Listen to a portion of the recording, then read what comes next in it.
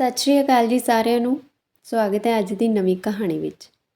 ਅੱਜ ਸਾਡੇ ਕਾਲਜ ਵਿੱਚ ਇੱਥੇ ਨਵੀਂ ਖੁੱਲ੍ਹੀ ਨੈਣੀ ਅਕੈਡਮੀ ਦੇ ਪ੍ਰਿੰਸੀਪਲ ਨੇ ਆ ਕੇ ਨੈਣੀ ਟ੍ਰੇਨਿੰਗ ਬਾਰੇ ਵਿਸਥਾਰ ਨਾਲ ਦੱਸਦਿਆਂ ਕਿਹਾ ਕਿ ਮੇਰੀ ਅਕੈਡਮੀ ਵਿੱਚ 2 ਵਿਸ਼ਿਆਂ ਦੀ ਪੜ੍ਹਾਈ ਕਰਵਾਈ ਜਾਵੇਗੀ, ਜਿਸ ਨਾਲ ਬਹੁਤ ਹੀ ਘੱਟ ਖਰਚੇ ਨਾਲ ਥੋੜ੍ਹੇ ਜਿਹੇ ਸਮੇਂ ਵਿੱਚ ਸ਼ਰਤੀਆ ਕੈਨੇਡਾ ਦਾ ਵੀਜ਼ਾ ਦਵਾ ਦੇਵਾਂਗਾ। ਮੈਂ ਕੋਈ ਇੱਥੇ ਪੈਸੇ ਕਮਾਉਣ ਨਹੀਂ ਆਇਆ। ਮੇਰੇ ਕੋਲ ਤਾਂ ਕੈਨੇਡਾ ਵਿੱਚ ਬਹੁਤ ਵਧੀਆ ਜੋਬ ਹੈ। ਪੈਸੇ ਮੈਂ ਬਹੁਤ ਕਮਾ ਲਏ ਨੇ, ਬੱਚੇ ਵੀ ਸੈੱਟ ਹਨ। ਇਹ ਮੇਰੇ ਮਨ ਵਿੱਚ ਮੁੰਡੇ ਕੁੜੀਆਂ ਦੀ ਏਜੰਟਾਂ ਹੱਥੋਂ ਲੁੱਟ ਖੋਹਣੋਂ ਬਚਾਉਣ ਦੀ ਸੇਵਾ ਕਰਨਾ ਹੈ। ਉਹ 10-10, 20-20 ਲੱਖ ਤਰ੍ਹਾਂ ਦੇ ਸਬਜ਼ ਬਾਗ ਦਿਖਾ ਕੇ ਡੁੱਕ ਲੈਂਦੇ ਨੇ। ਅਮਰੀਕਾ ਕੈਨੇਡਾ ਤਾਂ ਕੋਈ ਚੰਗੀ ਕਿਸਮਤ ਵਾਲਾ ਹੀ ਆਪੜਦਾ ਹੈ। ਬਾਕੀ ਕਈ ਹੋਰ ਮੁਲਕਾਂ ਦੀਆਂ ਜੇਲ੍ਹਾਂ ਵਿੱਚ ਹੀ ਹਵਾ ਖਾਈ ਜਾਂਦੇ ਹਨ। ਕੁਝ ਸਮੁੰਦਰ ਦੀਆਂ ਲਹਿਰਾਂ ਦੀ ਭੇਂਟ ਚੜ੍ਹ ਜਾਂਦੇ ਹਨ।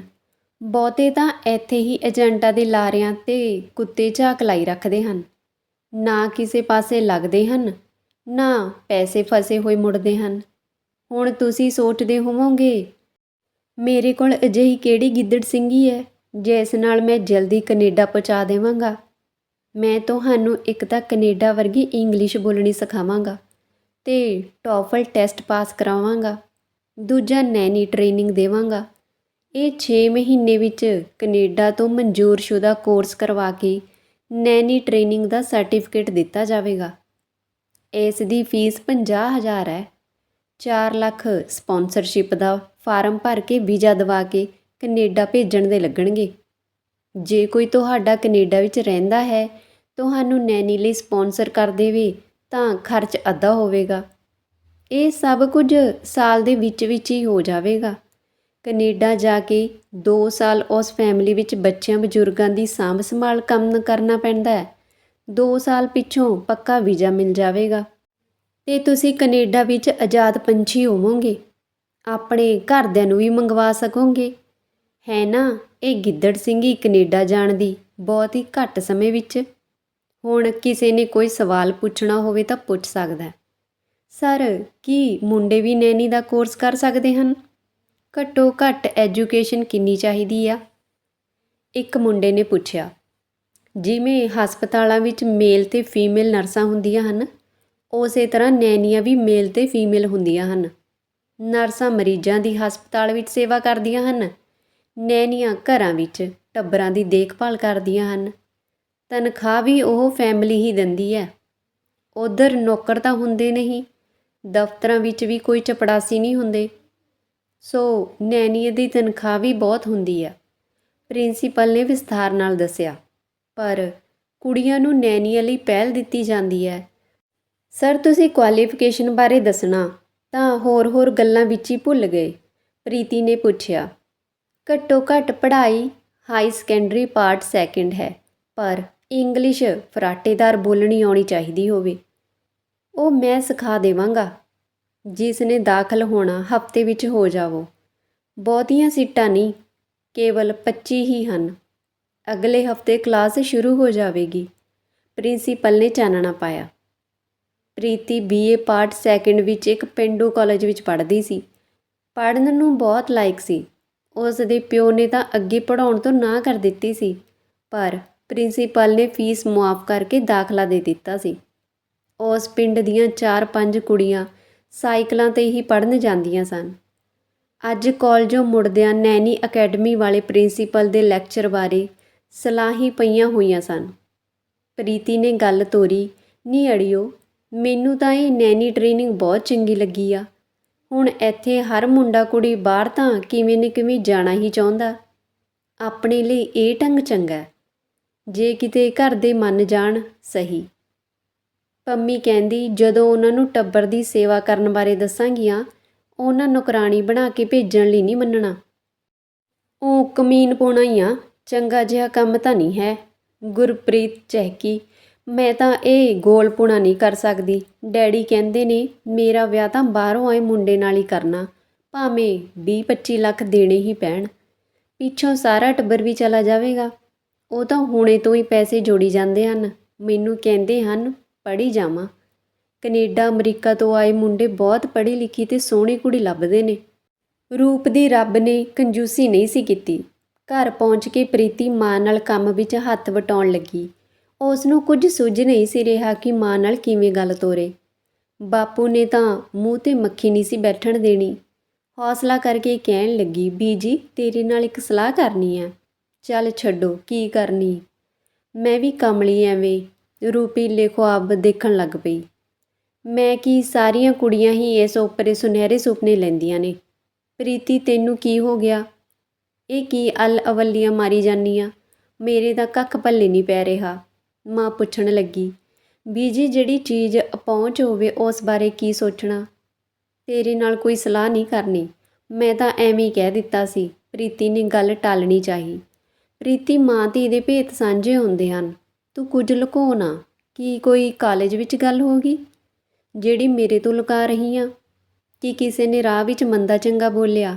ਛੇਤੀ ਦੱਸ। ਮਾਂ ਪੁੱਛਣ ਲਈ ਖਹਿੜੇ ਪੈ ਗਈ। ਚਿੰਤਾ ਕਰਕੇ, ਬੀਜੀ ਅਜਿਹੀ ਕੋਈ ਘਟਨਾ ਨਹੀਂ ਵਾਪਰੀ। ਅੱਜ ਸਾਡੇ ਸਕੂਲ ਵਿੱਚ ਨੈਣੀ ਅਕੈਡਮੀ ਦਾ ਪ੍ਰਿੰਸੀਪਲ ਆਇਆ ਸੀ। ਉਹ ਦੱਸਦਾ ਸੀ ਉਹ ਸਾਲ ਦੇ ਵਿੱਚ ਨੈਣੀ ਦਾ ਕੋਰਸ ਕਰਵਾ ਕੇ ਕੈਨੇਡਾ ਦਾ ਵੀਜ਼ਾ ਦੇ ਦੇਵੇਗਾ। ਆਪਣਾ ਕੋਈ ਰਿਸ਼ਤੇਦਾਰ ਕੈਨੇਡਾ ਹੈ? ਜੇ ਕੋਈ ਹੈ ਤਾਂ ਬਹੁਤ ਹੀ ਘੱਟ ਖਰਚਾ ਆਵੇਗਾ, ਜੇ ਨਹੀਂ ਤਾਂ ਵੱਧ ਖਰਚਾ ਆਵੇਗਾ।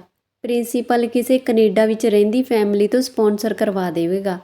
2 ਸਾਲ ਪਿੱਛੋਂ ਪੱਕੀ ਹੋ ਕੇ ਤੁਹਾਨੂੰ ਸਾਰਿਆਂ ਨੂੰ ਕੈਨੇਡਾ ਬੁਲਾ ਲਵਾਂਗੀ।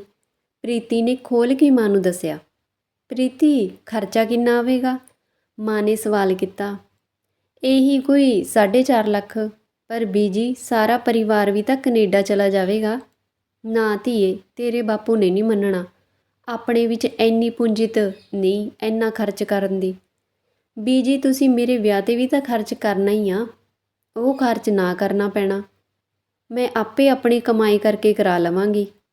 ਭੈਣ ਤੇ ਵੀਰ ਨੂੰ ਵੀ ਪੜ੍ਹਾ ਲਿਖਾ ਕੇ ਸੈੱਟ ਕਰ ਦੇਵਾਂਗੀ। ਘਰ ਦੀ ਗਰੀਬੀ ਗੱਟੀ ਜਾਊ। ਪ੍ਰੀਤੀ ਨੇ ਸੇਖ ਚਿਲੀ ਵਾਂਗ ਕਿਹਾ। ਧੀਏ, ਮੈਨੂੰ ਤਾਂ ਤੇਰੀ ਇਹ ਪੜ੍ਹਾਈ ਬਹੁਤ ਠੀਕ ਲੱਗਦੀ ਆ।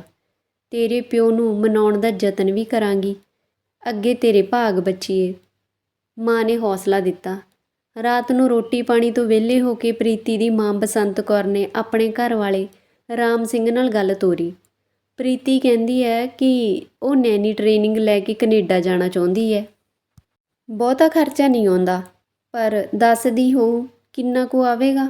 ਰਾਮ ਸਿੰਘ ਨੇ ਪੁੱਛਿਆ। ਇਹੀ ਕੋਈ 4.5 ਲੱਖ। ਵਿਆਹ 'ਤੇ ਵੀ ਤਾਂ ਹੁਣ ਇੰਨਾ ਖਰਚ ਹੋ ਹੀ ਜਾਂਦਾ। ਨਾਲੇ ਕੈਨੇਡਾ ਜਾ ਕੇ ਆਪਣਾ ਸਾਰਿਆਂ ਨੂੰ ਬੁਲਾ ਕੇ ਰੋਣੇ ਧੋਣੇ ਧੋ ਦੇਵੇਗੀ। ਬਸੰਤ ਕੌਰ ਨੇ ਕਿਹਾ। ਐਂ ਕਰ, ਕੱਲ੍ਹ ਨੂੰ ਆਪਣੇ ਭਰਾ ਨਾਲ ਸਲਾਹ ਮਸ਼ਵਰਾ ਕਰ ਲੈ। ਉਹ ਪੜ੍ਹਿਆ ਲਿਖਿਆ, ਠੀਕ ਰਾਏ ਦੇ ਦੇਵੇਗਾ। ਪੈਸਿਆਂ ਬਾਰੇ ਵੀ ਪੁੱਛ ਦੇਖੀ। ਆਪਣੇ ਕੋਲ ਤਾਂ ਹੈ ਨਹੀਂ, ਮਸਾਂ ਗੁਜ਼ਾਰਾ ਹੁੰਦਾ। ਰਾਮ ਸਿੰਘ ਨੇ ਕਿਹਾ। ਅਗਲੇ ਦਿਨ ਬਸੰਤ ਕੌਰ ਆਪਣੇ ਭਰਾ ਨਾਲ ਸਲਾਹ ਕਰਕੇ ਮੁੜੀ ਤਾਂ ਬਾਗੋ ਬਾਗ ਸੀ। ਹਾਂ, ਫਿਰ ਤੇਰੇ ਭਰਾ ਨੇ ਕੀ ਸਲਾਹ ਦਿੱਤੀ? ਰਾਤ ਨੂੰ ਰਾਮ ਸਿੰਘ ਨੇ ਬਸੰਤ ਕੌਰ ਨੂੰ ਪੁੱਛਿਆ। ਉਹ ਕਹਿੰਦਾ ਚੰਗਾ ਘਰ ਲੱਭਣ ਲਈ ਵੀ ਤਾਂ ਇਦੋਂ ਵੱਧ ਖਰਚਾ ਆ ਜਾਵੇਗਾ ਵਿਆਹ 'ਤੇ। ਕੈਨੇਡਾ ਜਾਣ ਨੂੰ ਤਾਂ ਮੁੰਡੇ ਕੁੜੀਆਂ ਤਰਲੇ ਲੈਂਦੇ ਫਿਰਦੇ ਨੇ। ਮੇਰਾ ਵੀ ਹੱਥ ਤੰਗ ਆ। ਆੜਤੀਏ ਤੋਂ ਫੜ ਕੇ ਫੀਸ ਦੇ ਦੇਵੋ। ਅਜਿਹੇ ਮੌਕੇ ਬਾਰ-ਬਾਰ ਨਹੀਂ ਮਿਲਦੇ ਹੁੰਦੇ। ਕਹਿੰਦਾ ਸੀ ਭਾਈਆ ਆਪ ਜਾ ਕੇ ਗੱਲ ਕਰੇ, ਪ੍ਰਿੰਸੀਪਲ ਨੂੰ ਮਿਲ ਕੇ ਚੰਗੀ ਤਰ੍ਹਾਂ ਤਸੱਲੀ ਕਰ ਲਵੇ। ਬਸੰਤ ਕੌਰ ਨੇ ਆਪਣੇ ਭਰਾ ਨਾਲ ਹੋਈ ਗੱਲਬਾਤ ਦੱਸੀ। ਅਗਲੇ ਦਿਨ ਪ੍ਰੀਤੀ ਤੇ ਉਸ ਦਾ ਬਾਪੂ ਪ੍ਰਿੰਸੀਪਲ ਨੂੰ ਮਿਲੇ ਤੇ ਉਹਨਾਂ ਦੀ ਤਸੱਲੀ ਹੋ ਗਈ। ਆੜਤੀਏ ਤੋਂ ਪੈਸੇ ਫੜ ਕੇ ਫੀਸ ਭਰ ਦਿੱਤੀ। ਬਾਕੀ 4 ਲੱਖ ਵੀ ਜ਼ਮੀਨ ਗਹਿਣੇ ਧਰ ਕੇ ਦੇ ਦਿੱਤੇ। ਸਾਲ ਦੇ ਵਿੱਚ ਪ੍ਰੀਤੀ ਨੈਣੀ ਬਣ ਕੇ ਕੈਨੇਡਾ ਪਹੁੰਚ ਗਈ। ਸਾਰਾ ਪਰਿਵਾਰ ਬਹੁਤ ਖੁਸ਼ ਸੀ ਕਿ ਕੁੜੀ ਕੈਨੇਡਾ ਪਹੁੰਚ ਗਈ। ਪੈਸੇ ਤਾਂ ਭਾਵੇਂ ਖਰਚ ਹੋਏ ਸੀ, ਪਰ ਠੱਗੀ ਤੋਂ ਵੀ ਤਾਂ ਬਚਾਅ ਹੋ ਗਿਆ। ਪ੍ਰੀਤੀ ਨੂੰ ਸਪਾਂਸਰ ਕਰਨ ਵਾਲੀ ਫੈਮਿਲੀ ਪ੍ਰਿੰਸੀਪਲ ਅਟਵਾਲ ਦੀ ਬਸ ਐਵੇਂ ਜਾਣੂ ਹੀ ਸੀ। ਸਰਦਾਰ ਸਰਦੂਲ ਸਿੰਘ ਦਾ ਸਬਵੇ ਸੀ। ਉਸ ਦੀ ਪਤਨੀ ਅਮਰ ਕੌਰ ਵੀ ਸਬਵੇ ਦੇ ਨਾਲ ਕੰਮ ਕਰਦੀ ਸੀ। 3 ਬੱਚੇ ਸੀ ਤੇ ਮਾਂ-ਪਿਓ ਸਨ ਜਿਹੜੇ ਬਹੁਤ ਬਿਰਧ ਸੀ। ਉਹਨਾਂ ਦੀ ਸਿਹਤ ਵੀ ਬਹੁਤੀ ਚੰਗੀ ਨਹੀਂ ਸੀ। ਉਹਨਾਂ ਦੀ ਸਾਂਭ ਸੰਭਾਲ ਦੀ ਲੋੜ ਸੀ। ਸਬਵੇ ਬਹੁਤ ਚੱਲਦਾ ਸੀ। 3-4 ਹੋਰ ਕੁੜੀਆਂ ਵੀ ਕੰਮ 'ਤੇ ਰੱਖੀਆਂ ਹੋਈਆਂ ਸੀ। ਇਹ ਫੂਡ ਸਟੋਰ ਬਹੁਤ ਟਿਕਾਣੇ ਸਿਰ ਸੀ, ਸੋ ਖੂਬ ਕਮਾਈ ਦਿੰਦਾ ਸੀ। ਪਹਿਲਾਂ ਤਾਂ ਸਰਦੂਲ ਸਿੰਘ ਨੂੰ ਇਸ ਸਬਵੇ ਨੂੰ ਚਲਾਉਣ ਲਈ ਦਿਨ ਰਾਤ ਇੱਕ ਕਰਨੀ ਪਈ ਸੀ। ਹੁਣ ਬਹੁਤ ਆਮਦਨੀ ਹੋ ਜਾਂਦੀ ਸੀ। ਘਰ ਫ੍ਰੀ ਕਰ ਲਿਆ ਸੀ। ਸਟੋਰ ਵੀ ਹੁਣ ਫ੍ਰੀ ਵਰਗਾ ਹੀ ਸੀ। ਮਿਹਨਤ ਨੇ ਖੂਬ ਫਲ ਦਿੱਤਾ ਹੋਇਆ ਸੀ ਉਹਨਾਂ ਨੂੰ। ਪ੍ਰੀਤੀ ਦੇ ਆ ਜਾਣ ਨਾਲ ਸਾਰੇ ਹੀ ਬਹੁਤ ਸੁਖੀ ਹੋ ਗਏ। ਸਭ ਤੋਂ ਵੱਧ ਸੁੱਖ ਤਾਂ ਅਮਰ ਕੌਰ ਨੂੰ ਹੋ ਗਿਆ ਸੀ। ਉਹ ਬੱਚਿਆਂ ਦੀ ਤੇ ਸੱਸ ਸਹੁਰੇ ਦੀ ਦੇਖਭਾਲ ਤੋਂ ਸੁਰਖਰੂ ਹੋ ਗਈ ਸੀ। ਪ੍ਰੀਤੀ ਦੇ ਆਉਣ ਤੋਂ ਪਹਿਲਾਂ ਤਾਂ ਅਮਰ ਕੌਰ ਸੋਚਦੀ ਸੀ, ਇਹ ਕੀ, ਇਹਨਾਂ ਨੇ ਨਵਾਂ ਸਿਆਪਾ ਸਹੇੜ ਲਿਆ। ਸਰਦੂਲ ਸਿੰਘ ਨੂੰ ਵਰਜਿਆ ਵੀ ਸੀ ਕਿ ਇੱਥੇ ਨੌਕਰਾਣੀ ਬਹੁਤ ਮਹਿੰਗੀ ਪਵੇਗੀ। ਇਹ ਤਾਂ ਅਮੀਰ ਲੋਕਾਂ ਦੇ ਚੋਚਲੇ ਹੁੰਦੇ ਨੇ, ਉਹਨਾਂ ਦੀਆਂ ਸੁਆਣੀਆਂ ਨੂੰ ਕੰਮ ਕਰਨ ਦੀ ਆਦਤ ਨਹੀਂ ਹੁੰਦੀ। ਮੈਂ ਤਾਂ ਸ਼ੁਰੂ ਤੋਂ ਹੀ ਪਹਿਲਾਂ ਮਾਪਿਆਂ ਦੇ ਘਰ ਕੰਮ ਕਰਦੀ ਰਹੀ। ਹੁਣ ਤੁਹਾਡੇ ਘਰ ਆ ਕੇ ਜੌਬ ਦੇ ਨਾਲ ਨਾਲ ਘਰ ਦਾ ਵੀ ਸਾਰਾ ਕੰਮ ਕਰਦੀ ਹਾਂ। ਮੈਨੂੰ ਓਪਰੀ ਜਵਾਨ ਕੁੜੀ ਰੱਖਣੀ ਚੰਗੀ ਗੱਲ ਨਹੀਂ ਜਾਪਦੀ। ਤੂੰ ਤਾਂ ਅਮਰੋਂ ਹੀ ਰਹਿਣਾ ਚਾਹੁੰਦੀ ਐ। ਹੁਣ ਆਪਣੇ ਕੋਲ ਕਿਸ ਚੀਜ਼ ਦੀ ਘਾਟ ਆ। ਸਰਦਾਰਨੀ ਅਮਰ ਕੌਰ ਬਣ ਕੇ ਰਹਿ। ਨਾਲੇ ਮੁਫਤ ਦੀ ਨੌਕਰਾਣੀ ਕੀ ਮਾੜੀ ਐ। ਇਹਨੂੰ ਆਪਾਂ ਕਿਤੇ ਰੋਕੜਾਂ ਦੇਣੀਆਂ ਨੇ। ਸਪਾਂਸਰਸ਼ਿਪ ਦੇ ਆਸਰੇ ਹੀ ਇਸ ਦਾ 2 ਸਾਲ ਮੜ ਕੁੱਟਣਾ। ਸਰਦੂਲ ਸਿੰਘ ਚਹਿਕਿਆ। ਅਮਰ ਕੌਰ ਨੇ ਪ੍ਰੀਤੀ ਨੂੰ ਕੁਝ ਦਿਨ ਨਾਲ ਕੰਮ ਕਰਕੇ ਸਾਰੇ ਕੰਮਾਂ ਕਾਰਾਂ ਬਾਰੇ ਸਮਝਾ ਦਿੱਤਾ। ਪ੍ਰੀਤੀ ਕੰਮ ਕਰਨ ਨੂੰ ਸੁਹਿਣਰੀ ਸੀ ਤੇ ਸੋਹਣੀ ਵੀ ਸੀ। ਉਸ ਦੇ ਮਨ ਵਿੱਚ ਲਗਨ ਸੀ। ਬਾਪੂ ਦੇ ਸਿਰ ਚੜ੍ਹੇ ਕਰਜ਼ੇ ਨੂੰ ਉਤਾਰਨ ਦਾ ਫਿਕਰ ਵੀ ਸੀ। ਸੋ ਉਸਨੇ ਕੁਝ ਹੀ ਦਿਨਾਂ ਵਿੱਚ ਹਰ ਤਰ੍ਹਾਂ ਦੇ ਕੰਮਾਂ ਨੂੰ ਸਾਂਭ ਲਿਆ। ਦਿਨ ਰਾਤ ਸਿਰ ਸੁੱਟ ਕੇ ਕੰਮ ਵਿੱਚ ਜੁਟੀ ਰਹਿੰਦੀ। ਸੋਚਦੀ ਵੀ ਰਹਿੰਦੀ ਕਿ ਮੈਂ ਤਾਂ ਸਮਝਦੀ ਸੀ 8 ਘੰਟੇ ਕੰਮ ਕਰਕੇ ਮੌਜਾਂ ਕਰਿਆ ਕਰੂੰ। ਪ੍ਰਿੰਸੀਪਲ ਨੇ ਤਾਂ ਅਜਿਹਾ ਹੀ ਦੱਸਿਆ ਸੀ ਕਿ 8 ਘੰਟੇ ਕੰਮ ਹੀ ਕੈਨੇਡਾ ਵਿੱਚ ਕਰਨਾ ਪੈਂਦਾ ਹੈ। ਖੈਰ ਆਪੇ ਫਾਥੜੀਏ, ਹੁਣ ਤੈਨੂੰ ਕੋਈ ਨਹੀਂ ਛੁਡਾ ਸਕਦਾ। ਸਿਰ ਸੁੱਟ ਕੇ ਕੋਲੂ ਦੇ ਡੰਗੇ ਵਾਂਗ ਕੰਮ ਲੱਗੀ ਰਹਿ। 2 ਸਾਲ ਹੀ ਨੇ ਇਸ ਨਰਕ ਦੇ, ਔਖੇ ਸੌਖੇ ਲੰਘ ਜਾਣੇ ਨੇ। 2 ਕੁ ਮਹੀਨੇ ਪਿੱਛੋਂ ਇੱਕ ਦਿਨ ਪ੍ਰੀਤੀ ਸਰਦੂਲ ਸਿੰਘ ਨੂੰ ਅੰਕਲ ਨੂੰ ਪੁੱਛਣ ਲੱਗੀ, ਅੰਕਲ ਬਾਪੂ ਦੀ ਚਿੱਠੀ ਆਈ ਆ, ਕੁਝ ਪੈਸੇ ਮੰਗਵਾਏ ਨੇ, ਮੈਨੂੰ ਦੇ ਦਿਓ, ਮਹੀਨੇ ਦੀ ਮੇਰੀ ਬਣਦੀ ਤਨਖਾਹ ਘਰ ਭੇਜ ਦੇਵਾਂਗੀ। ਉਹਨਾਂ ਨੂੰ ਬਹੁਤ ਲੋੜ ਆ। ਕਿਹੜੀ ਤਨਖਾਹ? ਤੈਨੂੰ ਪ੍ਰਿੰਸੀਪਲ ਨੇ ਦੱਸਿਆ ਨਹੀਂ? ਤੇਰਾ ਨੈਣੀ ਦਾ ਕੇਸ ਸਪਾਂਸਰ ਕਰਨ ਲਈ ਇੱਥੇ ਆਉਣ ਲਈ ਹਵਾਈ ਜਹਾਜ਼ ਦੀ ਟਿਕਟ ਵੀ ਭੇਜੀ ਹੈ। ਸਾਰੇ ਮਿਲਾ ਕੇ ਇਹੀ ਕੋਈ $5000 ਬਣ ਜਾਂਦੇ ਹਨ। ਬੇਸ਼ੱਕ ਇਹਨਾਂ ਦੇ ਕੋਈ ਪੈਸੇ ਨਹੀਂ ਸੀ ਲੱਗੇ, ਪਰ ਬਣਾ ਕੇ ਦੱਸ ਦਿੱਤਾ। ਤੇਰਾ ਰੋਟੀ ਪਾਣੀ ਦਾ ਖਰਚ ਵੀ ਅਸੀਂ ਕਰਦੇ ਹਾਂ। ਇਹ ਪੈਸੇ ਜਦੋਂ 2 ਸਾਲ ਪਿੱਛੋਂ ਪੱਕੀ ਹੋ ਗਈ ਤਾਂ ਕੋਈ ਜੌਬ ਕਰਕੇ ਸਾਨੂੰ ਮੋੜਨੇ ਹਨ। ਸਾਨੂੰ ਕਿਹੜੀ ਨੈਣੀ ਦੀ ਲੋੜ ਸੀ। ਇਹ ਤਾਂ ਪ੍ਰਿੰਸੀਪਲ ਦੇ ਮੂੰਹ ਨੂੰ ਸਭ ਕੁਝ ਕੀਤਾ। ਉਹ ਕਹਿੰਦਾ ਸੀ 2 ਸਾਲ ਲਈ ਮੁਫਤ ਦੀ ਨੌਕਰਾਣੀ ਮਿਲਦੀ ਆ। ਕੀ ਮਾੜਾ? ਸਰਦੂਲ ਸਿੰਘ ਨੇ ਪ੍ਰੀਤੀ ਦੇ ਕਪਾਟ ਖੋਲ੍ਹ ਦਿੱਤੇ। ਪਰ ਅੰਕਲ, ਪ੍ਰਿੰਸੀਪਲ ਨੂੰ ਤਾਂ ਇਹ ਸਭ ਕਾਸੇ ਲਈ ਸਾਰੇ ਪੈਸੇ 4.5 ਲੱਖ ਬਾਪੂ ਨੇ ਜ਼ਮੀਨ ਗਹਿਣੇ ਰੱਖ ਦੇ ਦਿੱਤੇ ਸੀ। ਉਹ ਕਹਿੰਦਾ ਸੀ ਕਿ ਤੁਸੀਂ ਕੰਮ ਕਰਨ ਦੀ ਮੈਨੂੰ ਵਧੀਆ ਤਨਖਾਹ ਦੇਵੋਗੇ। ਪ੍ਰੀਤੀ ਨੇ ਫਿਕਰਮੰਦ ਹੁੰਦੀ ਨੇ ਕਿਹਾ, ਇਹ ਤੂੰ ਜਾਣੇ, ਤੇਰਾ ਪ੍ਰਿੰਸੀਪਲ ਜਾਣੇ, ਸਾਡਾ ਇਸ ਨਾਲ ਕੋਈ ਲਾਗਾ ਦੇਗਾ ਨਹੀਂ। ਸਰਦੂਲ ਸਿੰਘ ਨੇ ਕੋਰਾ ਰੁੱਖਾ ਜਵਾਬ ਦਿੱਤਾ, ਅੰਕਲ ਅਸੀਂ ਤਾਂ ਫਿਰ ਲੁੱਟੇ ਤੇ ਪੱਟੇ ਗਏ, ਜ਼ਮੀਨ ਗਹਿਣੇ ਧਰੀ ਗਈ। ਬਾਪੂ ਨੇ ਤਾਂ ਮੇਰੇ ਤੇ ਬੜੀਆਂ ਆਸਾਂ ਰੱਖ ਕੇ ਕੈਨੇਡਾ ਭੇਜਿਆ ਸੀ ਕਿ ਇੱਥੇ ਆ ਕੇ ਪੈਸੇ ਕਮਾ ਕੇ ਭੇਜੀ ਜਾਵਾਂਗੀ। ਸਾਲ 6 ਮਹੀਨੇ ਵਿੱਚ ਜ਼ਮੀਨ ਛੁੱਟ ਜਾਊਗੀ।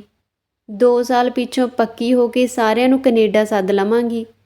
ਜੇ ਸਾਲ ਵਿੱਚ ਪੈਸੇ ਨਾ ਮੋੜੇ ਤਾਂ 1 ਅੱਧਾ ਕਿੱਲਾ ਬੈ ਕਰਨਾ ਪਊਗਾ। ਇਹ ਸਦਮਾ ਤਾਂ ਬਾਪੂ ਤੋਂ ਝੱਲ ਨਹੀਂ ਹੋਣਾ। ਪ੍ਰੀਤੀ ਨੇ ਰੋਂਦੀ ਨੇ ਕਿਹਾ, ਆਂਟੀ ਮੈਂ ਤੁਹਾਡੀ ਧੀ ਵਰਗੀ ਹਾਂ। ਤੁਸੀਂ ਅੰਕਲ ਨੂੰ ਕਹੋ ਮੇਰੀ ਜ਼ਰੂਰ ਹੈਲਪ ਕਰਨ। ਅੰਕਲ ਪਲੀਜ਼ ਮੇਰੀ ਕੋਈ ਤਰਕੀਬ ਲੱਭ ਕੇ ਜ਼ਰੂਰ ਮਦਦ ਕਰੋ। ਪ੍ਰੀਤੀ ਨੇ ਦੋਵਾਂ ਦੇ ਅੱਗੇ ਲੇਲੜੀਆਂ ਕੱਢੀਆਂ। ਪ੍ਰੀਤੀ ਤੂੰ ਬਹੁਤੀ ਢੇਰੀ ਨਾ ਢਾਹ, ਸਾਨੂੰ ਤੇਰਾ ਫਿਕਰ ਆ। ਸੋਚ ਕੇ ਕੋਈ ਢੰਗ ਲੱਭਦੇ ਆ। ਅੰਕਲ ਨੇ ਗੇਗਲੂਆਂ ਤੋਂ ਮਿੱਟੀ ਝਾੜਨ ਜਿਹਾ ਉੱਤਰ ਦੇ ਕੇ ਟਾਲਿਆ। ਪ੍ਰੀਤੀ ਨੂੰ ਹੁਣ ਚੈਨ ਕਿੱਥੇ। ਅਗਲੇ ਦਿਨ ਅੰਕਲ ਦੇ ਫਾਦਰ ਮਦਰ ਕੋਲ ਵੀ ਆਪਣਾ ਰੋਣਾ ਰੋਇਆ। ਉਹਨਾਂ ਨੂੰ ਅੰਕਲ ਨੂੰ ਕੁਝ ਪੈਸਿਆਂ ਦੀ ਮਦਦ ਦੇਣ ਦਾ ਵਾਸਤਾ ਪਾਇਆ। ਉਹ ਕਹਿੰਦੇ ਸਰਦੂਲ ਸਿੰਘ ਆਏ ਨੂੰ ਕਹਾਂਗੇ ਭਾਈ ਤੇਰਾ ਜ਼ਰੂਰ ਕੁਝ ਕਰਨ। ਉਹਨਾਂ ਰਾਤ ਨੂੰ ਸਰਦੂਲ ਨੂੰ ਕਿਹਾ, ਭਾਈ ਕਾਕਾ ਇਸ ਕੁੜੀ ਨੂੰ ਕੁਝ ਪੈਸਿਆਂ ਦੀ ਸਹਾਇਤਾ ਕਰੋ, ਆਪਣੇ ਸਿਵਾ ਇੱਥੇ ਇਸ ਦਾ ਹੈ ਕੌਣ। ਬਾਪੂ ਜੀ ਇੱਕ ਤਰੀਕਾ ਸੁਝਿਆ ਪਰ ਔਖਾ। ਉਹ ਤੁਹਾਡੀ ਨੂੰ ਵੀ 2-2 ਜੌਬਾਂ ਕਰਦੀ ਰਹੀ ਆ। ਇੱਥੇ ਪਹਿਲਾਂ ਤਾਂ ਸੈੱਟ ਹੋਣ ਲਈ ਸਾਰੇ ਹੀ ਕਰਦੇ ਨੇ। ਪ੍ਰੀਤੀ ਵੀ ਸਬਵੇ ਤੇ ਪਾਰਟ ਟਾਈਮ ਕਰ ਲਿਆ ਕਰੇ। ਇਹਦੇ ਗਈ ਤੋਂ ਅਮਰ ਕੌਰ ਘਰ ਜਾਇਆ ਕਰੇਗੀ, ਪਾਰਟ ਟਾਈਮ ਦੀ ਤਨਖਾਹ ਦੇ ਦਿਆ ਕਰਾਂਗੇ ਇਸ ਨੂੰ। ਸਰਦੂਲ ਸਿੰਘ ਨੇ ਪ੍ਰੀਤੀ ਨੂੰ ਹੱਲ ਦੱਸਿਆ। ਪ੍ਰੀਤੀ ਇਸ ਹੱਲ ਨਾਲ ਹੀ ਖੁਸ਼ ਸੀ। ਇਸ ਤਰ੍ਹਾਂ ਉਹ ਥੋੜ੍ਹੇ ਬਹੁਤ ਪੈਸੇ ਘਰ ਭੇਜ ਸਕਿਆ ਕਰੇਗੀ। ਸੋ ਅਗਲੇ ਦਿਨ ਤੋਂ ਪ੍ਰੀਤੀ ਨੇ ਸਬਵੇ 'ਤੇ ਪਾਰਟ ਟਾਈਮ ਕਰਨਾ ਸ਼ੁਰੂ ਕਰ ਦਿੱਤਾ। ਪਿੰਡੋਂ ਬਾਪੂ ਦੀਆਂ ਪੈਸੇ ਭੇਜਣ ਵਾਸਤੇ ਚਿੱਠੀਆਂ ਆਈ ਜਾ ਰਹੀਆਂ ਸਨ।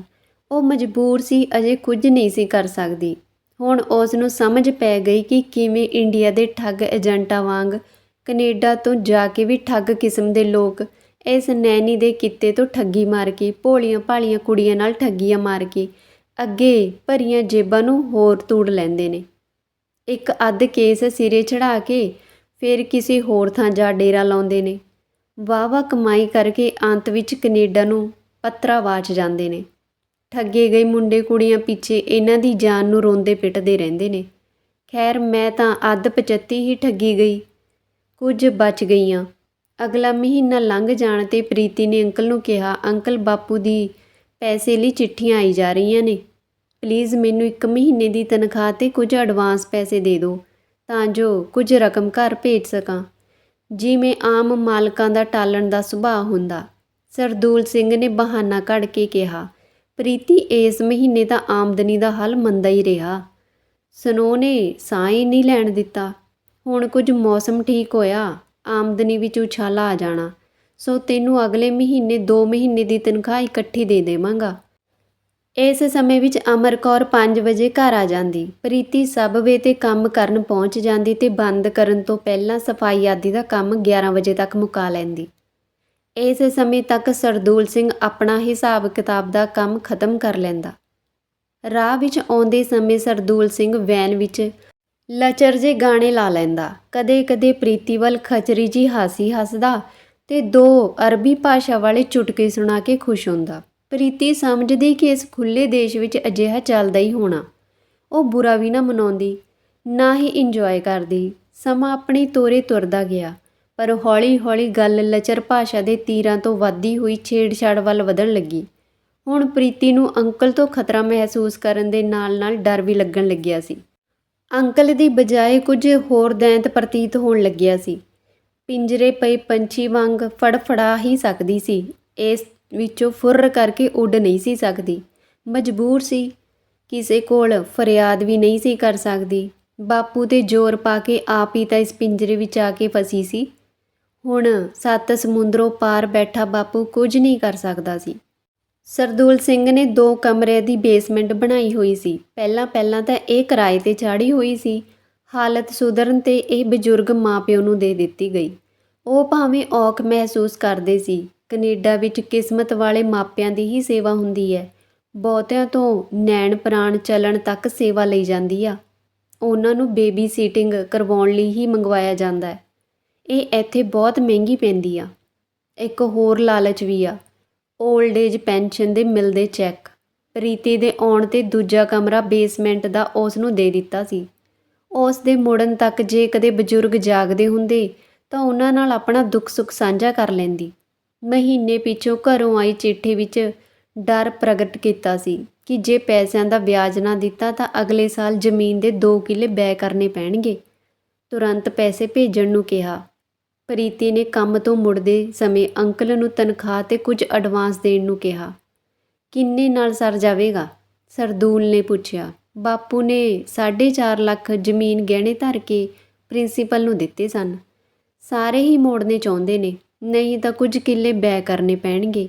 ਜੇ ਸਾਰੇ ਹੀ ਦੇ ਦੇਵੋ ਤਾਂ ਸਾਰੀ ਉਮਰ ਤੁਹਾਨੂੰ ਅਸੀਸਾਂ ਦੇਵਾਂਗੀ। ਪੈਸੇ ਤਾਂ ਜੌਬ ਕਰਕੇ ਮੋੜ ਹੀ ਦੇਵਾਂਗੀ।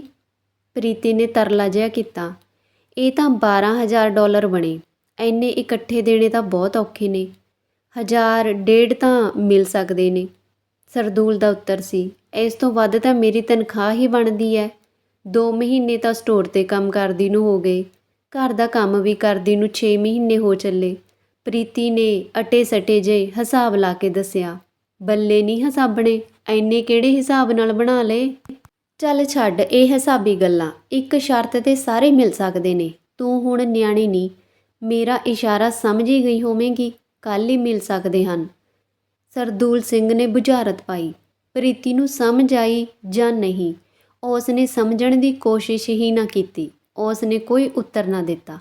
ਅਲ ਖਾਮੋਸ਼ੀ ਨੀਮ ਰਜਾ ਸਮਝ ਕੇ ਉਸ ਰਾਤ ਅਮਰ ਕੌਰ ਨੂੰ ਘਰਾੜੇ ਮਾਰਦੀ ਨੂੰ ਛੱਡ ਸਰਦੂਲ ਸਿੰਘ ਪ੍ਰੀਤੀ ਦੇ ਕਮਰੇ ਵਿੱਚ ਆ ਵੜਿਆ। ਪ੍ਰੀਤੀ ਉਸ ਨੂੰ ਦੇਖ ਕੇ ਇੱਕਦਮ ਭਮੱਤਰ ਗਈ ਤੇ ਬੋਲੀ, ਅੰਕਲ ਤੁਸੀਂ ਐਨੀ ਰਾਤ ਗਈ ਮੇਰੇ ਕਮਰੇ ਵਿੱਚ ਕਿਵੇਂ ਆਏ?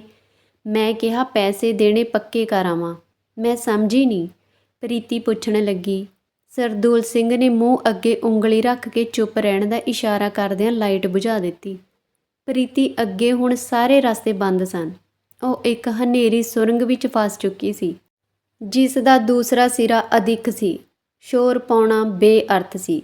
ਮਰਦੀ ਨੂੰ ਬੇਬਸੀ ਨਾਲ ਇੱਜ਼ਤ ਲੁਟਾਉਣ ਦਾ ਅੱਕ ਚੱਬਣਾ ਮਨਜ਼ੂਰ ਕਰਨਾ ਪਿਆ। ਅਗਲੇ ਦਿਨ ਸਰਦੂਲ ਸਿੰਘ ਨੇ ਪ੍ਰੀਤੀ ਨੂੰ ਨਾਲ ਲੈ ਕੇ ਵੈਸਟਰਨ ਯੂਨੀਅਨ ਰਾਹੀਂ 4.5 ਲੱਖ ਰੁਪਏ ਉਹਦੇ ਬਾਪੂ ਨੂੰ ਭੇਜ ਦਿੱਤੇ।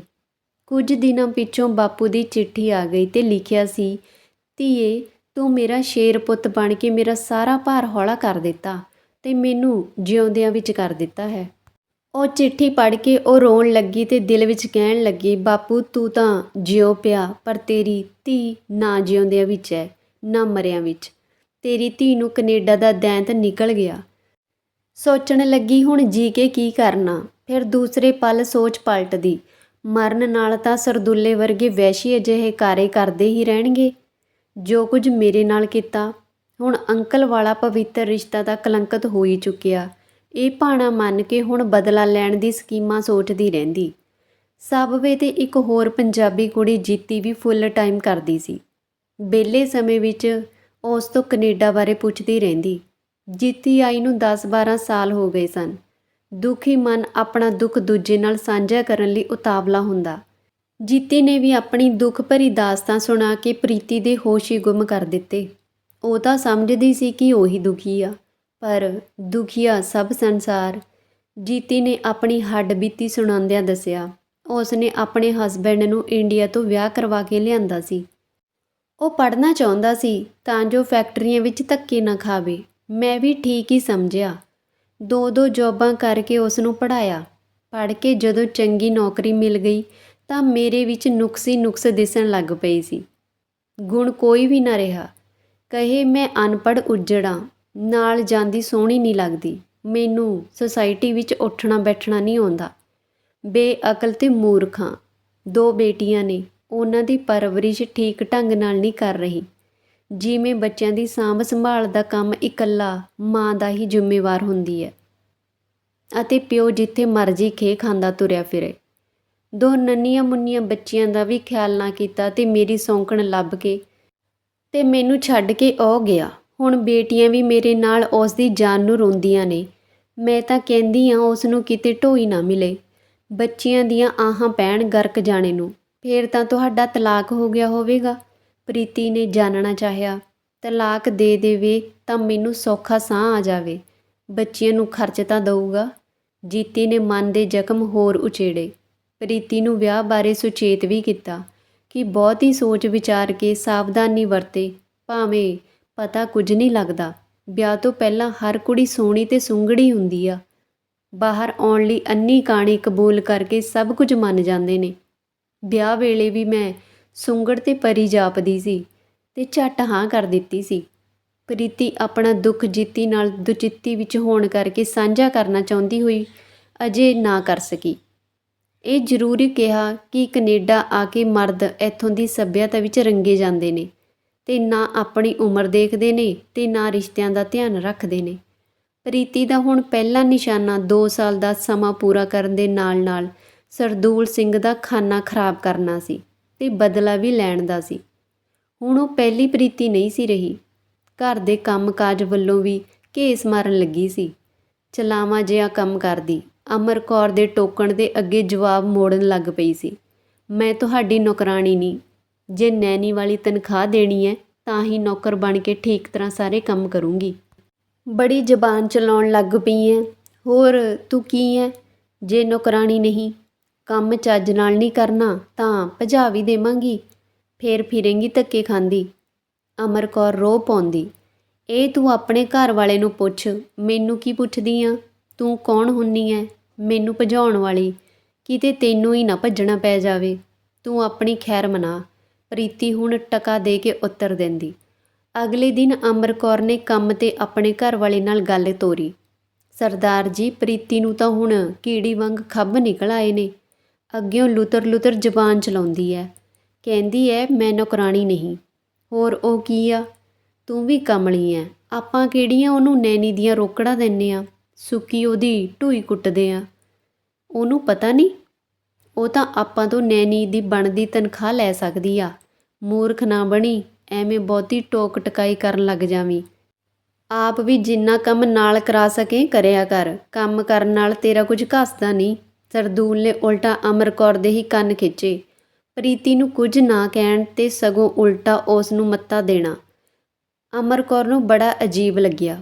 ਹੁਣ ਅਮਰ ਕੌਰ ਨੂੰ ਦਾਲ ਵਿੱਚ ਕੁਝ ਕਾਲਾ ਜਾਪਣ ਲੱਗਿਆ ਸੀ।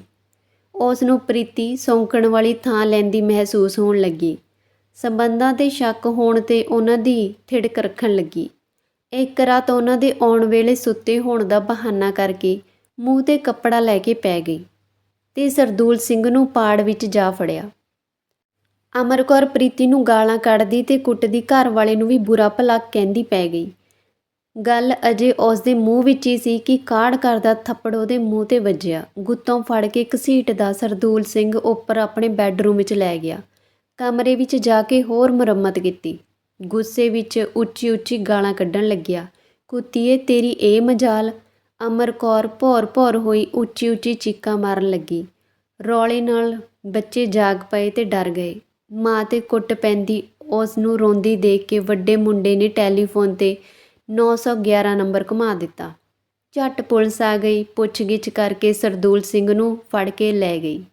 ਅਗਲੇ ਦਿਨ ਪਿਓ ਨੇ ਜ਼ਮਾਨਤ ਦੇ ਕੇ ਛੁਡਾਇਆ, ਪਰ ਘਰ ਜਾਣ 'ਤੇ ਪਾਬੰਦੀ ਲਾ ਦਿੱਤੀ। ਫੈਸਲਾ ਹੋਣ ਤੱਕ ਉਹ ਸਟੋਰ ਦੇ ਇੱਕ ਕਮਰੇ ਵਿੱਚ ਰਹਿਣ ਲੱਗਿਆ। ਪਿੱਛੋਂ ਅਮਰ ਕੌਰ ਨੇ ਪ੍ਰੀਤੀ ਨਾਲ ਖੂਬ ਕੁੱਤੇਖਾਣੀ ਕੀਤੀ। ਕਹਿਣ ਲੱਗੀ, ਇੱਕ ਘਰ ਤਾਂ ਡਾਈਨ ਵੀ ਛੱਡ ਲੈਂਦੀ ਆ। ਤੈਨੂੰ ਆਸਰਾ ਦਿੱਤਾ, ਤੂੰ ਇਹ ਖੇਹ ਉਡਾਈ। ਨਿਕਲ ਜਾ ਮੇਰੇ ਘਰੋਂ। ਜਿੱਥੇ ਉਹ ਮਰਿਆ ਉੱਥੇ ਤੂੰ ਵੀ ਜਾ ਮਰ ਤੇ ਮੇਰੀਆਂ ਅੱਖਾਂ ਤੋਂ ਦੂਰ ਖੇਹ ਖਾ। ਪ੍ਰੀਤੀ ਨੇ ਟੈਲੀਫੋਨ 'ਤੇ ਜੀਤੀ ਨੂੰ ਸਭ ਕੁਝ ਦੱਸਿਆ ਤੇ ਕਿਹਾ ਉਹ ਉਸ ਨੂੰ ਕੁਝ ਦਿਨਾਂ ਲਈ ਆਪਣੇ ਘਰ ਲੈ ਜਾਵੇ। ਉਹ ਉਸ ਦੀ ਸਾਰੀ ਉਮਰ ਦੇਣਦਾਰ ਰਹੇਗੀ। ਹੋਰ ਇੱਥੇ ਤੇਰੇ ਸਿਵਾ ਮੇਰਾ ਹੈ ਨਹੀਂ ਕੋਈ। ਜੀਤੀ ਆ ਕੇ ਉਸ ਨੂੰ ਆਪਣੇ ਘਰ ਲੈ ਗਈ। ਅਗਲੇ ਦਿਨ ਦੋਵੇਂ ਇਕੱਠੀਆਂ ਕੰਮ 'ਤੇ ਚਲੀ ਗਈਆਂ। ਸਰਦੂਲ ਸਿੰਘ ਕਹਿਣ ਲੱਗਾ, ਪ੍ਰੀਤੀ ਤੂੰ ਫਿਕਰ ਨਾ ਕਰੀ, ਮੈਂ ਹਾਂ ਤੇਰਾ ਸਭ ਕੁਝ। ਅੱਜ ਤੋਂ ਜੀਤੀ ਨਾਲ ਤੂੰ ਫੁੱਲ ਟਾਈਮ ਕੰਮ ਕਰਿਆ ਕਰੀ। ਮੈਂ 1-2 ਦਿਨ ਵਿੱਚ ਅਪਾਰਟਮੈਂਟ ਲੈ ਕੇ ਦੇ ਦੇਵਾਂਗਾ, ਫਿਰ ਆਪਾਂ ਉਸ ਵਿੱਚ ਇਕੱਠੇ ਰਹਾਂਗੇ। ਅਮਰ ਕੌਰ ਨਾਲ ਤਾਂ ਹੁਣ ਨਿਭਣੀ ਨਹੀਂ, ਤਲਾਕ ਲੈਣਾ ਹੀ ਪੈਣਾ। ਤਲਾਕ ਹੋਏ ਤੋਂ ਆਪਾਂ ਵਿਆਹ ਕਰਵਾ ਲਵਾਂਗੇ। ਇਸ ਨਾਲ ਤੈਨੂੰ ਪੱਕੇ ਹੋਣ ਵਿੱਚ ਵੀ ਆਸਾਨੀ ਰਹੇਗੀ। ਮੈਨੂੰ ਸੋਚਣ ਲਈ ਕੁਝ ਟਾਈਮ ਚਾਹੀਦਾ, ਪ੍ਰੀਤੀ ਨੇ ਉੱਤਰ ਮੋੜਿਆ। ਅੱਜ ਦਾ ਕੰਮ ਖਤਮ ਕਰਕੇ ਪ੍ਰੀਤੀ ਸਲਾਹ ਕਰਨ ਲਈ ਜੀਤੀ ਦੇ ਨਾਲ ਉਹਦੇ ਘਰ ਚਲੀ ਗਈ। ਜੀਤੀ ਹੀ ਉਹਦੀ ਦੋਸਤ ਤੇ ਸਭ ਕੁਝ ਸੀ। ਬੱਚਿਆਂ ਦੇ ਸੋ ਜਾਣ ਪਿੱਛੋਂ ਦੋਵੇਂ ਸਲਾਹੀ ਪੈ ਗਈਆਂ। ਪ੍ਰੀਤੀ ਫਿਰ ਕੀ ਸੋਚਿਆ, ਕੀ ਮਨ ਬਣਾਇਆ। ਜੀਤੀ ਨੇ ਗੱਲ ਚਲਾਈ, ਹੋਰ ਤਾਂ ਮੇਰਾ ਇੱਥੇ ਕੋਈ ਨਹੀਂ। ਤੂੰ ਹੀ ਔਖੀ ਘੜੀ ਵਿੱਚ ਮੇਰੀ ਸਲਾਹਕਾਰ ਹੈ। ਤੂੰ ਹੀ ਕਿਸੇ ਰਾਹ ਪਾ ਮੈਨੂੰ ਖਾਤੇ ਡਿੱਗੀ ਨੂੰ। ਪ੍ਰੀਤੀ ਨੇ ਘੋਰ ਨਿਰਾਸ਼ਾ ਨਾਲ ਕਿਹਾ, ਮੇਰੀ ਸਮਝ ਵਿੱਚ 2 ਰਾਹ ਹਨ। ਇੱਕ ਰਾਹ ਤਾਂ ਤੇਰੇ ਕੋਲ ਕੰਜਰ ਅੰਕਲ ਨਾਲ ਉਹਦੀ ਸਲਾਹ ਅਨੁਸਾਰ ਵਿਆਹ ਕਰਾ ਕੇ ਜਾਂ ਕਾਮਨ ਇਨ ਲਾ ਬਣ ਕੇ ਨਾਲ ਰਹਿਣ ਵਾਲਾ। ਇਸ ਤਰ੍ਹਾਂ ਤੇਰਾ ਬਦਲਾ ਵੀ ਲੈ ਸਕਦੀ ਹਾਂ। ਪੱਕੀ ਹੋਣ ਤੱਕ ਉਸ ਨੂੰ ਖੂਬ ਲੁੱਟ। ਜਿੰਨਾ ਤੈਨੂੰ ਬਰਬਾਦ ਕੀਤਾ ਉਹ ਉਸ ਨੂੰ ਉਹ ਤੋਂ ਵੱਧ ਤਬਾਹ ਕਰ ਦੇ। ਦੂਜਾ ਰਾਹ ਇਹ ਹੈ ਕਿ ਮੇਰੇ ਕੋਲ ਰਹੀ ਜਾ ਪੱਕੀ ਹੋਣ ਤੱਕ। 2 ਸਾਲ ਤਾਂ ਹੋ ਹੀ ਚੱਲੇ ਹਨ। ਪੱਕੀ ਹੋ ਕੇ ਤੇਰੇ ਪੇਰੈਂਟਸ ਨੂੰ ਮੰਗਵਾ ਲਵਾਂਗੇ। ਫਿਰ ਆਪਣੇ ਭੈਣ ਭਰਾਵਾਂ ਨੂੰ ਪੜ੍ਹਾ ਲਿਖਾ ਤੇ ਉਹਨਾਂ ਨੂੰ ਸੈੱਟ ਕਰਕੇ ਆਪਣਾ ਵੀ ਘਰ ਬਸਾ। ਲੁੱਟਣਾ ਤੇ ਬਰਬਾਦ ਇਸ ਕੰਜਰ ਨੂੰ ਫਿਰ ਵੀ ਵੱਧ ਤੋਂ ਵੱਧ ਕਰਨਾ, ਤਾਂ ਜੋ ਕਿਸੇ ਪਾਸੋਂ ਜੋਗਾ ਨਾ ਰਹੇ। ਜੀਤੀ ਨੇ 2 ਸਕੀਮਾਂ ਸਾਹਮਣੇ ਰੱਖੀਆਂ। ਜੀਤੀ, ਹੈ ਤਾਂ ਦੋਵੇਂ ਠੀਕ, ਪਰ ਤੇਰੀ ਪਹਿਲੀ ਪਲਾਨ 'ਤੇ ਅਮਲ ਕਰਕੇ ਇਸ ਗੰਦਗੀ ਦੇ ਕੀੜੇ ਸਰਦੂਲੇ ਨੂੰ ਅਜਿਹਾ ਸਬਕ ਸਿਖਾਵਾਂਗੇ ਕਿ ਮਰਨ ਤੱਕ ਯਾਦ ਰੱਖੇਗਾ ਕਿ ਐਵੇਂ ਕਿਸੇ ਬੇਗਾਨੀ ਧੀ ਨਾਲ ਵਿਸ਼ਵਾਸਘਾਤ ਕਰਕੇ ਉਸ ਨੂੰ ਬਰਬਾਦ ਕਰੀਦਾ। ਆਪਣਾ ਉੱਲੂ ਸਿੱਧਾ ਕਰਕੇ ਇਸ ਦੀ ਸਬਵੇ 'ਤੇ ਵੀ ਕਬਜ਼ਾ ਕਰਕੇ ਇਸ ਨੂੰ ਐਸੇ ਖੂਹ ਵਿੱਚ ਧੱਕਾ ਦੇਵਾਂਗੇ ਜਿੱਥੇ ਮੁੜ ਕੇ ਬਾਹਰ ਨਾ ਨਿਕਲ ਸਕੇ। ਪ੍ਰੀਤੀ ਨੇ ਆਪਣੀ ਪਲਾਨ ਦੇ ਪੱਤੇ ਜੀਤੀ ਅੱਗੇ ਸਿੱਧੇ ਕੀਤੇ। ਮੈਂ ਤਾਂ ਨਿਆਸਰੀ ਤੇ ਕਮਜ਼ੋਰ ਹਾਂ ਤੇ ਆਪਣੇ ਹਸਬੈਂਡ ਨੂੰ ਉਸ ਦੀ ਖੁਦਗਰਜ਼ੀ ਦਾ ਬਦਲਾ ਲੈ ਕੇ ਕੋਈ ਸਬਕ ਨਹੀਂ ਸਿਖਾ ਸਕੀ। ਪਰ ਤੇਰੇ ਲਈ ਮਾਂ ਹਾਂ, ਸਭ ਕੁਝ ਇੱਥੇ, ਪਿੱਛੇ ਪਰਤ ਕੇ ਨਾ ਦੇਖੀ। ਜੀਤੀ ਨੇ ਹੱਲਾਸ਼ੇਰੀ ਦਿੱਤੀ। ਪ੍ਰੀਤੀ ਨੇ ਹੌਲੀ-ਹੌਲੀ ਆਪਣੇ ਪਲਾਨ 'ਤੇ ਅਮਲ ਕਰਨਾ ਸ਼ੁਰੂ ਕਰ ਦਿੱਤਾ। 2 ਸਾਲ ਪਿੱਛੋਂ ਪੱਕੀ ਹੋ ਗਈ ਤੇ ਸਰਦੂਲ ਸਿੰਘ ਨੂੰ ਐਸਾ ਹੱਥ 'ਤੇ ਲਿਆ ਕਿ ਉਹ ਹੁਣ ਉਸ ਬਿਨਾਂ ਸਾਹ ਵੀ ਨਹੀਂ ਸੀ ਲੈਂਦਾ। ਵਿਆਹ ਦਾ ਲਾਰਾ ਦੇ ਕੇ ਘਰ ਲੈ ਆਇਆ। ਨਸ਼ਿਆਂ ਦਾ ਆਦੀ ਬਣਾ ਦਿੱਤਾ। ਹੌਲੀ-ਹੌਲੀ ਸਟੋਰ 'ਤੇ ਵੀ ਕਬਜ਼ਾ ਜਮਾ ਲਿਆ। ਇੰਡੀਆ ਤੋਂ ਆਪਣੇ ਮਾਪਿਓ ਤੇ ਭੈਣ ਭਰਾ ਨੂੰ ਵੀ ਮੰਗਵਾ ਲਿਆ।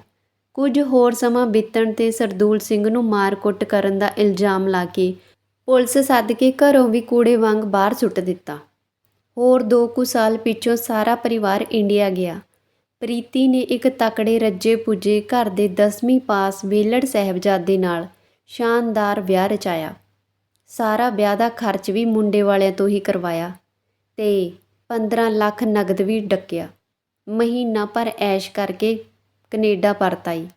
ਬਾਪੂ ਕਹੇ, ਪ੍ਰੀਤੀ ਭਾਈ ਤੇਰੇ ਸਹੁਰਿਆਂ ਤੋਂ ਟੈਲੀਫੋਨ ਆਈ ਜਾਂਦੇ ਨੇ ਕਿ ਮੁੰਡੇ ਨੂੰ ਜਲਦੀ ਸਪੌਂਸਰ ਕਰੋ। ਤੂੰ ਉਹਨਾਂ ਨੂੰ ਕਾਗਜ਼ ਭਰ ਕੇ ਭੇਜ ਦੇ, ਮੁੰਡਾ ਆਉਣ ਵਾਲਾ ਬਣੇ। ਬਾਪੂ ਤੂੰ ਵੀ ਕਮਲੀਆਂ ਗੱਲਾਂ ਕਰਦਾ ਹੈ। ਆਪਣੇ ਨਾਲ ਘੱਟ ਧੋਖਾ ਹੋਇਆ? ਤੁਹਾਨੂੰ ਤਾਂ ਮੈਂ ਕੁਝ ਦੱਸਿਆ ਨਹੀਂ ਜੋ ਮੇਰੇ ਨਾਲ ਠੱਗੀ ਹੋਈ ਆ। ਤੁਹਾਨੂੰ ਦੱਸਣ ਜੋਗੀ ਹੈ ਵੀ ਨਹੀਂ। ਹੁਣ ਆਪਣੀ ਵਾਰੀ ਆ। ਅਗਲੇ ਸਾਲ ਫਿਰ ਕੋਈ ਚੰਗੀ ਸਾਮੀ ਫਸਾਵਾਂਗੇ, ਉਸ ਨੂੰ ਸੱਦ ਕੇ ਫਿਰ ਮੌਜਾਂ ਲੁੱਟਾਂਗੇ। ਸਮਝ ਗਿਆ ਨਾ ਬਾਪੂ? ਇਹ ਸੀ ਜੀ ਅੱਜ ਦੀ ਕਹਾਣੀ। ਉਮੀਦ ਕਰਦੇ ਹਾਂ ਤੁਹਾਨੂੰ ਪਸੰਦ ਆਈ ਹੋਵੇਗੀ। ਕਹਾਣੀ ਬਾਰੇ ਆਪਣੇ ਵਿਚਾਰ ਜ਼ਰੂਰ ਸਾਂਝੇ ਕਰਿਓ ਜੀ। ਪੰਜਾਬੀ ਆਵਾਜ਼ ਕਹਾਣੀਆਂ ਨੂੰ ਸਬਸਕ੍ਰਾਈਬ ਜ਼ਰੂਰ ਕਰ ਲੈਣਾ। ਧੰਨਵਾਦ।